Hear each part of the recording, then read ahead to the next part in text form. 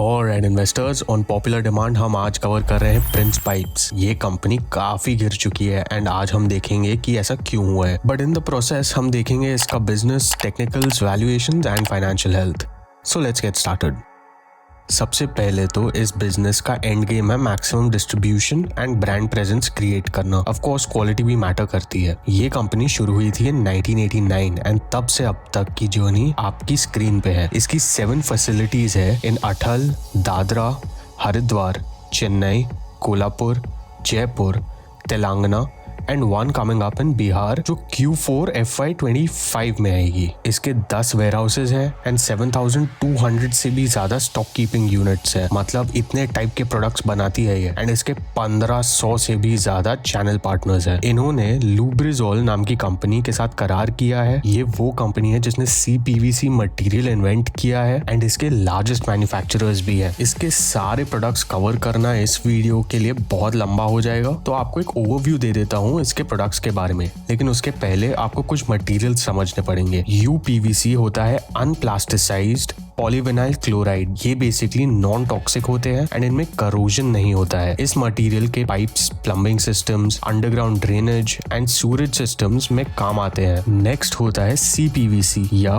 Chlorinated polyvinyl chloride. ये basically higher temperature सह सकते हैं as compared to UPVC pipes. And जब hot and cold water distribution करना होता है ये वहां यूज होते हैं। तो आपका इंडस्ट्रियल एप्लीकेशंस में मोस्टली यूज होते हैं ये। And residential and commercial plumbing में जहां हॉट एंड कोल्ड वाटर को डिस्ट्रीब्यूट करना है वहां। नेक्स्ट है PPR या पॉलीप्रोपाइलीन रैंडम कोपॉलीमर। ये मटेरियल यूज होता है स्पेशली वो पाइप्स के लिए जिसमें गर्म पानी डिस्ट्रीब्यूट करना है। ये होते हैं light weight and flexible. And finally HDPE या हाई डेंसिटी पॉलीइथाइलीन। इसके पाइप्स यूज होते हैं water supply, irrigation and gas distribution के लिए। प्रिंस पाइप्स ये सारे मटेरियल यूज करके अलग अलग टाइप के पाइप्स बनाता है। तो Prince pipes plumbing and industrial systems के लिए ये सारे पाइप्स बनाता है। सूरेज एंड अंडरग्राउंड सिस्टम्स के लिए ऐसे पाइप्स बनाता है। Agriculture and water storage solutions भी इनके पास है जिसमें ये टैंक्स बनाते हैं। एंड वायर प्रोटेक्शन के लिए जो पाइप्स होती हैं वो भी ये बनाते हैं। इनके नए एडिशंस इंक्लूड मॉडर्न प्लम्बिंग, मतलब एकदम एस्थेटिक प्लम्बिंग। यहाँ इन्होंने हुरतॉन एंड स्कोलान 2 जर्मन कंपनीज के साथ कोलैबोरेट किया है। एंड प्रिंस बाथवेयर इनका एक और नया प्रोडक्ट है जो इन्हें कैरोसेल जैसी कंपनीज के कंपटीशन में लाता है। ऑफ कोर्स इनका स्केल उतना बड़ा नहीं है अभी, लेकिन ये वन स्टॉप शॉप बन सकते हैं plumbing and sanitary where systems के लिए। एंड सिंस इनके पास डिस्ट्रीब्यूशन ऑलरेडी है, this seems like a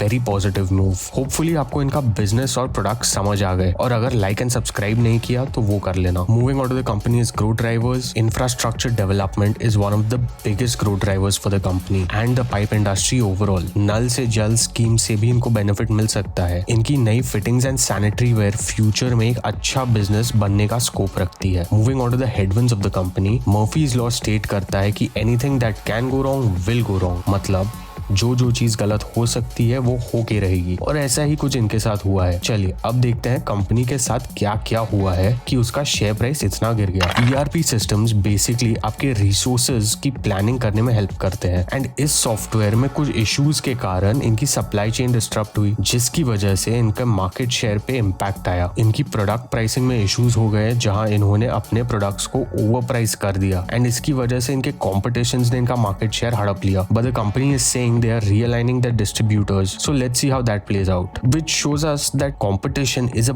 big challenge in this industry. इनके रिटेल डिस्ट्रीब्यूटर्स ने डीस्टॉकिंग करना शुरू कर दिया, मतलब माल कम लेना, जिसकी वजह से इनके वॉल्यूम्स पे असर आया है। मोटा ये सारे रीजंस की वजह से इनका market share and market cap दोनों गिरे। एंड फाइनेंशियल हेल्थ में आपको और क्लैरिटी मिलेगी। Here is a look at the management for you to go through.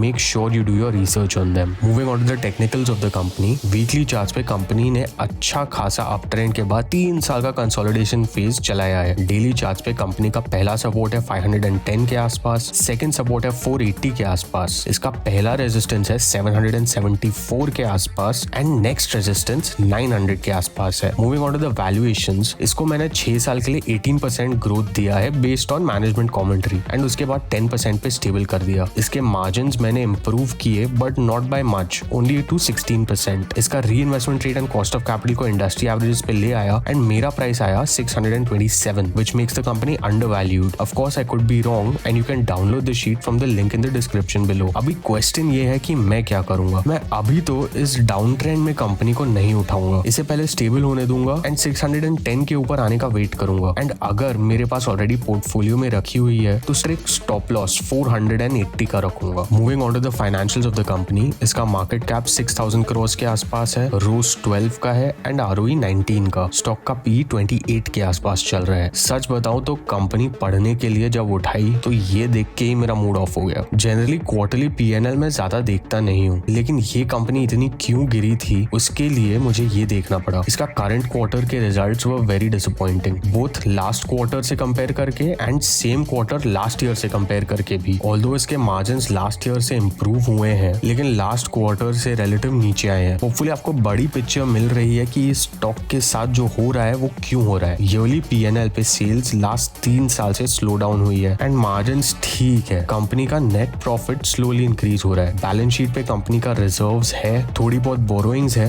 And fixed assets इनके इंक्रीज हो रहे हैं। कैश फ्लोज में कंपनी कैश जनरेट कर रही है, फिक्स्ड एसेट्स परचेज कर रही है एंड अपनी बोरोइंग्स कम कर रही है। रेशियोज में डेटर डेज कंपनी के 2 महीने के आसपास है, इन्वेंट्री डेज 2.5 महीने के आसपास, डेज पेएबल 1.5 महीने के आसपास है एंड इसका कैश कन्वर्जन साइकिल 2.5 महीने का है। कंपनी के वर्किंग कैपिटल डेज डिक्रीज हुए हैं एंड रोस भी डिक्रीज हुआ है, which is not a good sign. Share holding pattern में प्रमोटर्स ने अपना स्टेक स्लाइटली डिक्रीज किया है, FIIs ने अपना स्टेक बढ़ाया है, DIIs ने भी अपना स्टेक बढ़ाया है एंड पब्लिक का स्टेक कम हुआ है। If you like this video, you should check out this video next and I will see you in the next one.